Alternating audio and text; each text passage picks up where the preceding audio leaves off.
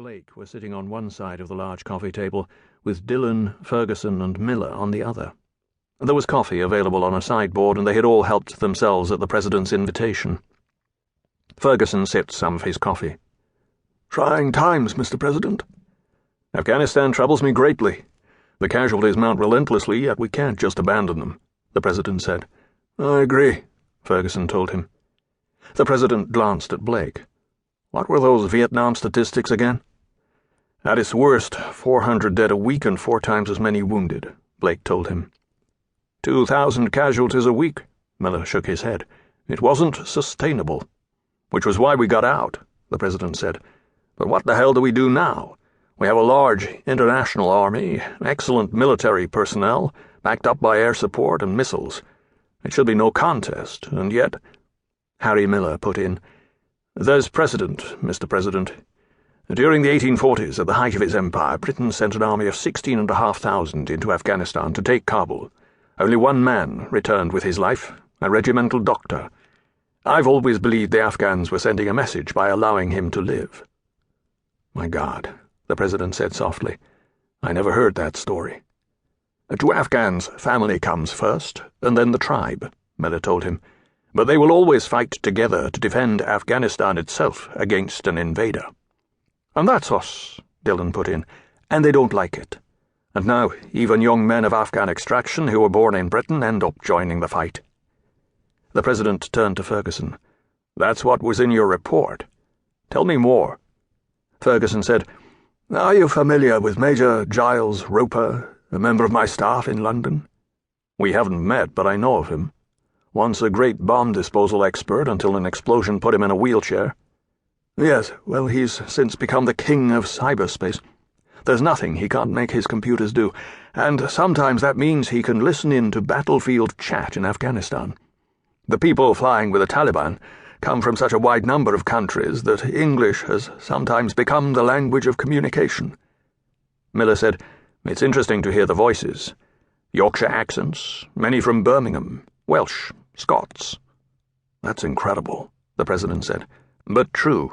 Young British-born Muslims are being recruited by doctrinaire preachers who not only encourage them to go but offer plane tickets and a training camp, all courtesy of Al-Qaeda, who then introduce them to the Taliban," Miller added.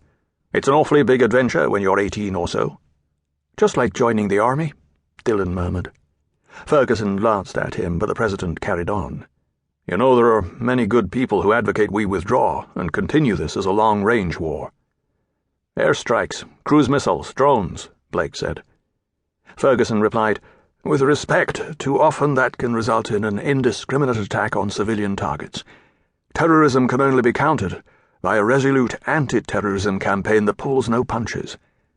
"I take your point," the President nodded. "But let's ask an expert." He turned to Dillon. "I've been informed of your past, Mr. Dillon. You must have an opinion.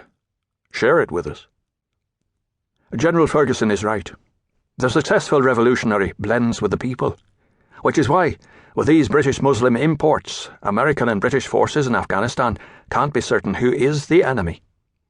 Which we counter by joining with Afghan army units ourselves," Ferguson said.